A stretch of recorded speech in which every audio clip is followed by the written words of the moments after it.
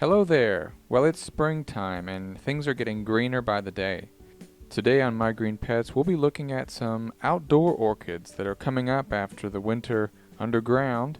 We're also going to look at a couple of orchids that are in intensive care and we'll see how they have been treated. And then finally, we'll look at the flowers that are in bloom in the sunroom right now. All that and more coming up on My Green Pets.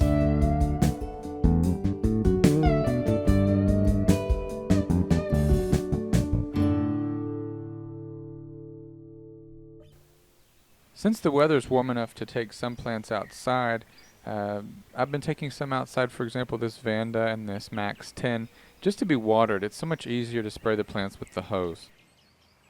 While we're outside, let's take a look at this fern bed where there's a Cypripedium Anna that has been planted. It was planted there last fall, and I'm so happy to see that it is coming up this spring. Now there's no guarantee that it will bloom, but it is alive and well.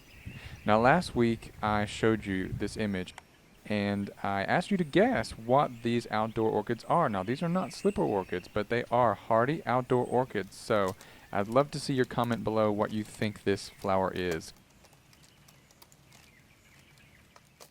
Back in the sunroom, things are looking okay, and in fact I had a couple of visitors last week, and one of those visitors brought a couple of very, very sad Phalaenopsis orchids that she asked if I might be able to save. So here they are after I performed a little bit of surgery on them. This one is by far in the worst shape. The leaves look like they're about to go, but it does have 3 small roots, so I feel like there is a possibility it could survive. Now this other one looks a lot better. So let's go back and let me show you what I did with these plants. At first inspection, it was pretty clear that the plants were dehydrated, and one was severely dehydrated. I checked out the leaves of the plants. I pulled them out of their pots. Their roots obviously were completely dead, so I removed all the potting material and then got my clippers out and clipped off all the dead roots to just try to clean the plants up as much as possible.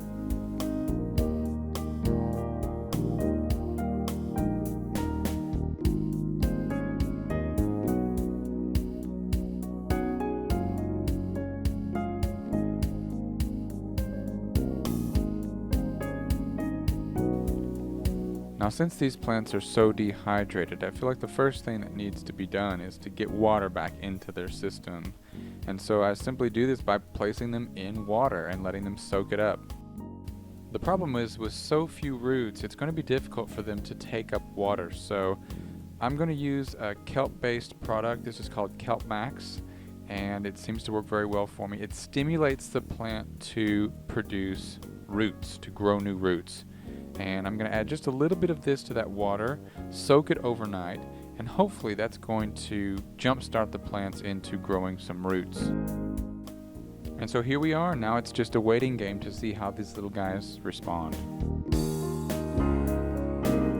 Alright, well now it's time to look at a plant that I've been waiting to bloom since last May, a good year.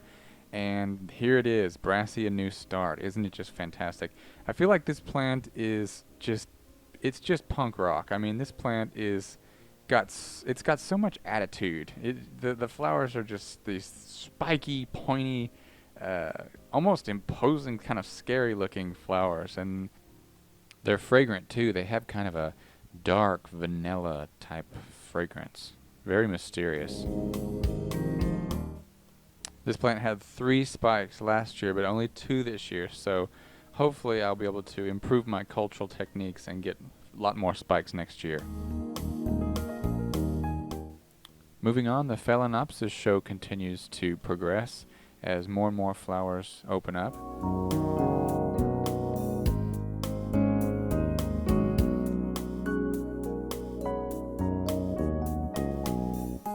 This little Catasetum type orchid has had all of its flower spikes dried up and clipped off, and now it just looks so sad and pathetic compared to what it looked like a few weeks ago. But if you look closely where the flower spikes were, you'll see little green bumps, and those are the beginnings of next season's growth.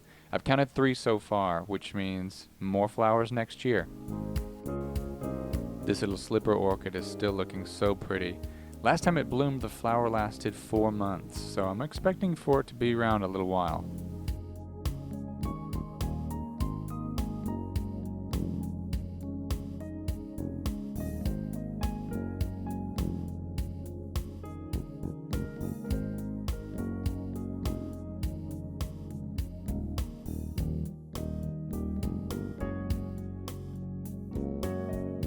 Clivia miniata is also pretty much done blooming for the year, so now we're going to focus on growing lots and lots of leaves so that next season's bloom will be even bigger and more impressive. The amaryllis or hippeastrums are mostly faded, but there's still 2 that haven't bloomed yet, and as you can see, this one the flowers are a little bit more red.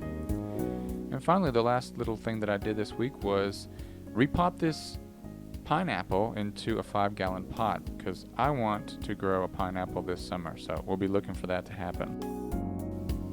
Thanks again for joining us, and we'll see you next time right here on My Green Pets. Take care.